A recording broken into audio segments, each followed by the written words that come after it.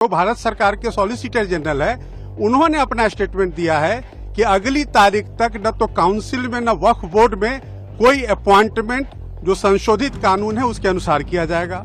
दूसरा बात जो माननीय अदालत ने कहा कि जो वक्फ व यूजर है जो रजिस्टर्ड हैं और गैजेटेड हैं उसको गवर्नमेंट डी नोटिफाई नहीं करेगी टिल द नेक्स्ट डेट।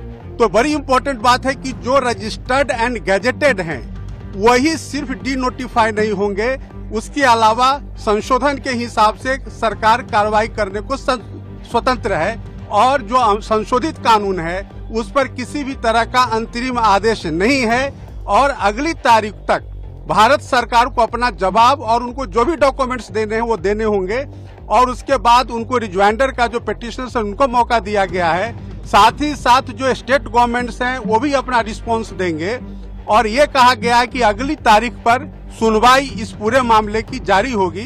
तो माननीय सर्वोच्च न्यायालय को जो रेस्पोंडेंट्स यानी कि भारत सरकार ने कहा कि हम डे टू डे सुनवाई के लिए तैयार हैं। आप पूरे मामले को, चूंकि ये पार्लियामेंट का कानून है, पार्लियामेंट के कानून को आप इस तरह से स्टे नहीं कर सकते हैं और माननीय सर्वोच्च न्यायालय ने सॉलिसिटर जनरल ऑफ इंडिया के बात को माना है और उन्होंने संशोधन को स्टे नहीं किया है।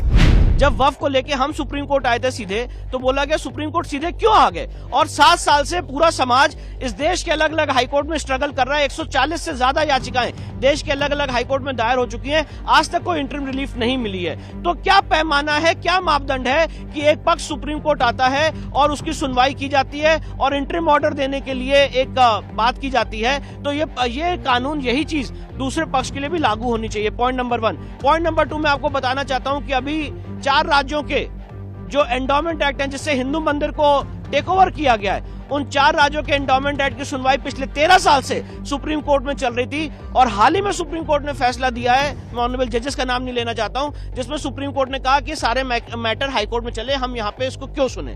तो जो ये एक बात है कि हम यहाँ पे डायरेक्टली इसको क्यों सुने, ये सवाल इस केस में क्यों नहीं पूछा जा रहा है, ये सारी बातें हम कोर्ट के सामने रखें। অপোজিশন বা যারা ওয়াকফ সম্পত্তি দান করেছেন বা যারা দেখভালের দায়িত্ব তাদেরও ঠিকঠাক নেওয়া হয়নি। আজকে সুপ্রিম কোর্টের কাছে যেভাবে আমরা ডিমান্ড রেখে, মানে আমাদের যে পিটিশন ছিল, সেই পিটিশনের গুরুত্বপূর্ণ দিক ছিল কি ওয়াক বাই ইউজার, কারণ যে ওয়াক প্রপার্টি আছে তার 50% কম বেশি ওয়াক বাই ইউজার হিসাবে পরিচালিত হচ্ছে। কিন্তু আমাদের এটা যারাই পিটিশন করেছে তারা মূল ক্ষেত্রে মানে ফোকাস করেছে। সুতরাং সেটা কিন্তু একটা প্রাথমিকভাবে বলতে পারি কেন্দ্র সরকার তার সংখ্যার জোর দেখিয়ে দুটো কক্ষে বিলটাকে পাস করিয়ে আইনে পরিণত করলেও কিন্তু ধাক্কা খেয়েছে সুপ্রিম কোর্টে। আগামী 5 তারিখে, মাসের 5 তারিখে শুনানি আছে।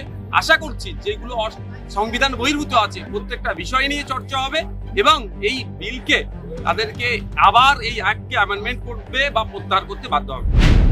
ওয়াকফ মানে শুধু মুসলমানদের মাথা ব্যথা তো নয়, ওয়াকফ আইনের বিরোধিতা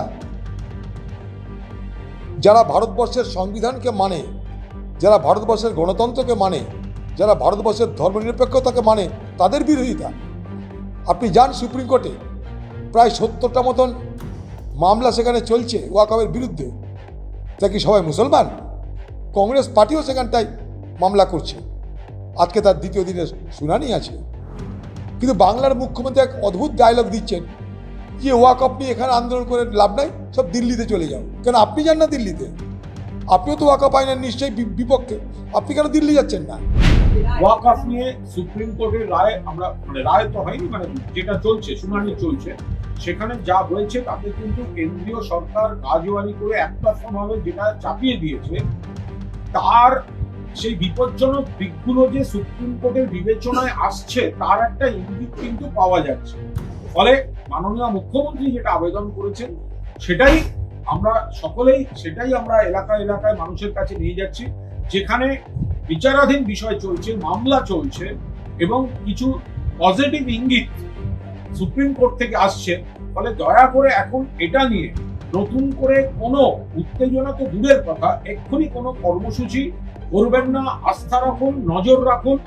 এটা একটা শীর্ষ স্তরে আইনি লড়াই, সেখানে যা যা হওয়ার হচ্ছে, আর বাংলা সরকারের উপর, মমতা বন্দ্যোপাধ্যায়ের উপর ভরসা। हम पूरे उस बिल को उस एक्ट को अनकॉन्स्टिट्यूशनल मानते हैं और ये आर्टिकल 25, आर्टिकल 26, 14 और 15 और 29 का ग्रेव वायलेशन है। ये हम पहले से ही बोल दिया है और आज फिर आपके सामने रिपीट कर रहा हूँ। No. See, let us be very careful.